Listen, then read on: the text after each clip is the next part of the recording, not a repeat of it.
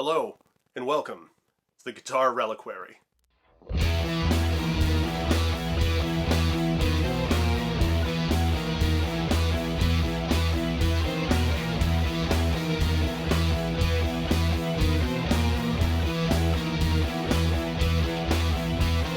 I'm your host, the Archon, and this is our first episode.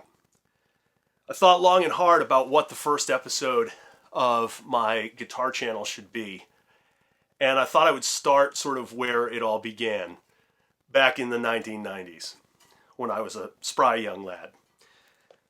Clearly time has elapsed since then. I began listening to heavy metal with Kiss, which, don't all laugh. Kiss is a great gateway to heavier music for younger fans. I think I was in 6th grade, and the iconography and everything got me.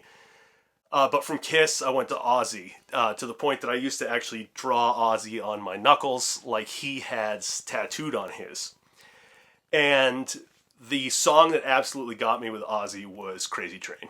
And everybody knows Crazy Train, the absolutely immortal Randy Rhoads.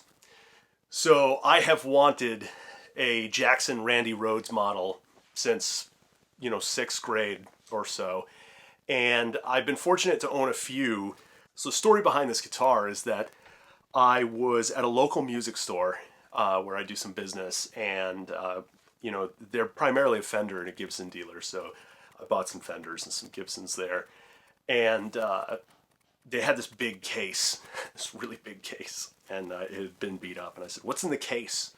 What's in the case?" And the guy said, "I don't think it's anything you'll like." And he opened it up, and this black Randy Rhoads Professional was in there.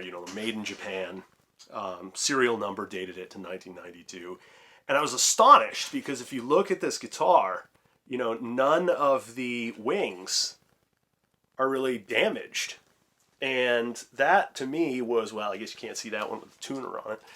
That to me was a really big draw, that this was an older Japanese-made Jackson, 1992, and was in such great shape. So I said, yeah, of course. And they're really a steal. I mean, I think I only paid like $650 for this thing. It needed work, though.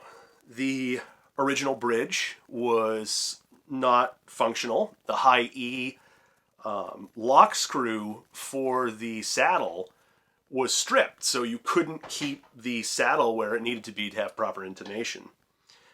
So I replaced that original Jackson bridge with the compatible Schaller bridge, and this Schaller bridge is incredible. I love this Schaller bridge. It's smoothest Floyd Rose style or double locking trem that I've ever used.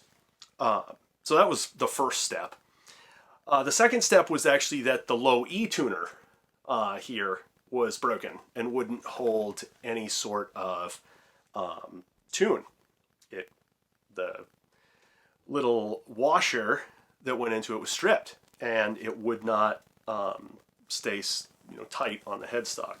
So I replaced it with some excellent Goto tuners that I'm a big fan of, that are locking too. And I know some of you are like, locking tuners on a Floyd Rose, what a waste of money. But if you have to buy new tuners anyways, you might as well buy locking ones to make your string changes easier. And then finally, the original pickups in this were not great. They had the active mid-boost preamp thing, and they were loud. Like when you weren't playing, it was like a lot of hissing and popping and crackling. And they didn't sound particularly aggressive for what I considered to be the sort of ultimate metal guitar in homage to Randy Rhoads. So I had a set of bare-knuckle juggernauts sitting around that were in this beautiful, burnt chrome colorway that, again, you can't see. I'll replace it with some better footage. This burnt chrome colorway that just absolutely slew in the guitars I had them before. So I, totally rewired it, ripped out the preamp, put the new pickups in it, and now this thing it sounds incredible. It sounds like a Jackson Rhoads should sound. So that's the story behind it. That's why I bought it. Let's get into some tones. Okay, so we're just going to run through some tones on this. So I've got it set right now in the neck position, and I don't have any coil tapping or anything on this, but you could very easily modify it to have that. And I'm just going to run through some like arpeggiated stuff and a few chords so that you can hear what it sounds like.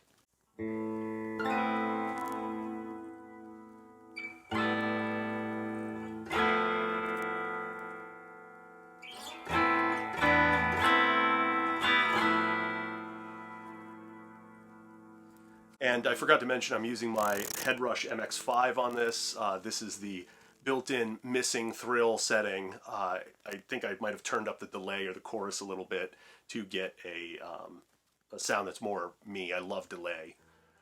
So just some different, chords that you could put onto this. Giving it some, jazz, because that's what you should play on a Randy Rhoads. But, just...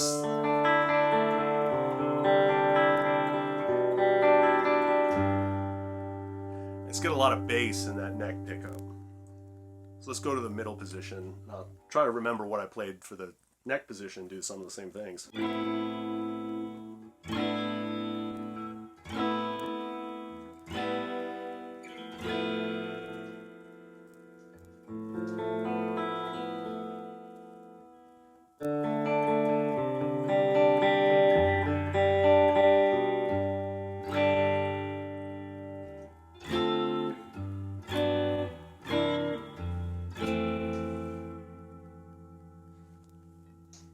I think I like the middle position a little better than the neck for the cleans. And then we'll go to the bridge.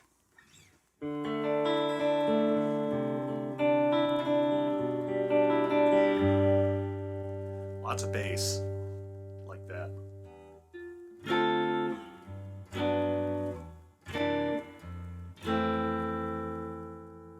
Just some different things.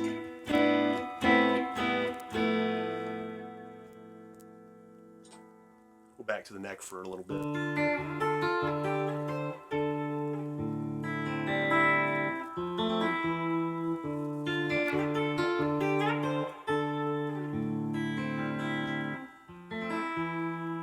So it's got a pretty good sound, clean. I think we'll move over to a little bit of distorted settings. Now I've switched to the second tone I use a lot on my MX5, which is a plexi setting that I made myself. It has a lot of delay. It's good to just use in like a jamming along to a backing track setting. So, here we go.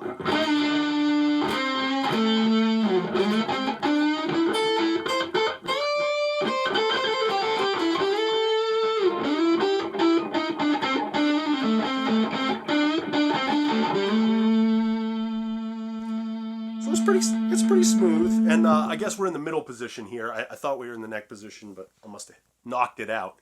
So it's got a pretty good sound, even for like something lower gain like this.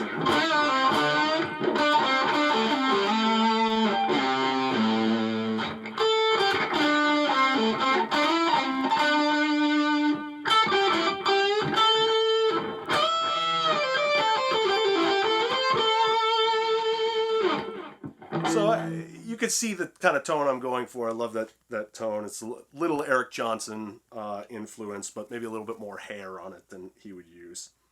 And then we'll hit the bridge figure.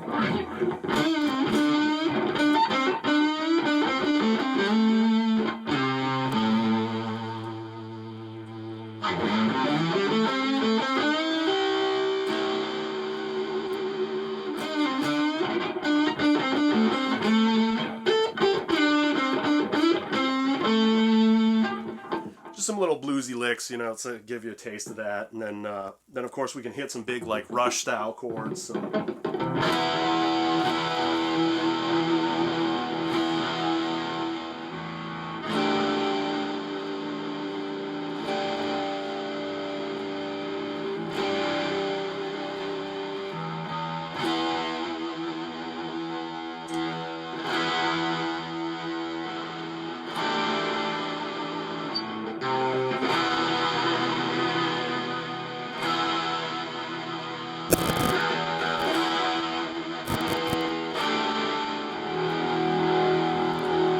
Start to get a little more aggressive there, going to that bridge pickup at the end.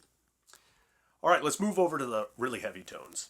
So lastly, we've got a Marshall style heavy gain setting that I use on my MX5 that I quite like a lot. So we'll start again on the neck pickup here and give you some idea of what that is going to sound like.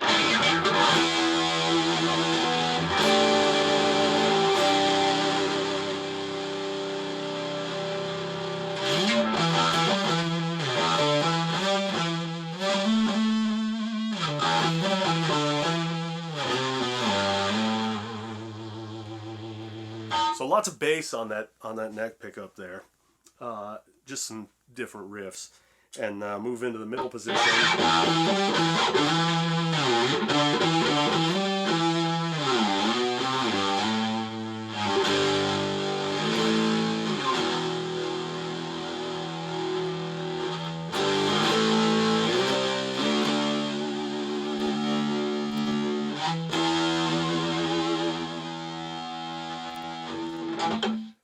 And then maybe finally we'll go to some bridge heavy gain, which is where I spend most of my time, obviously.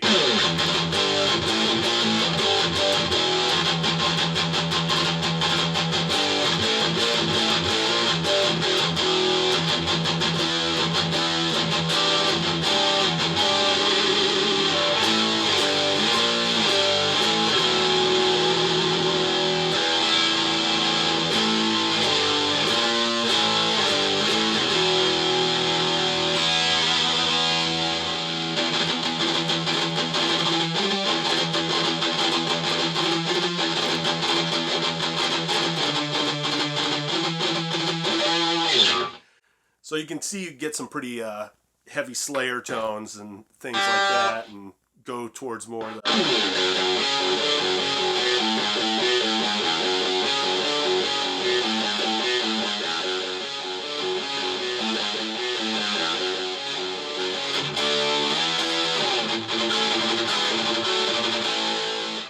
you had to end with Randy. So anyways, I hope you enjoyed this video, learning a little bit about this guitar. It's very special to me, and hearing some tones from the Juggernaut and the Head Rush. And we'll see you next time for the next gear video.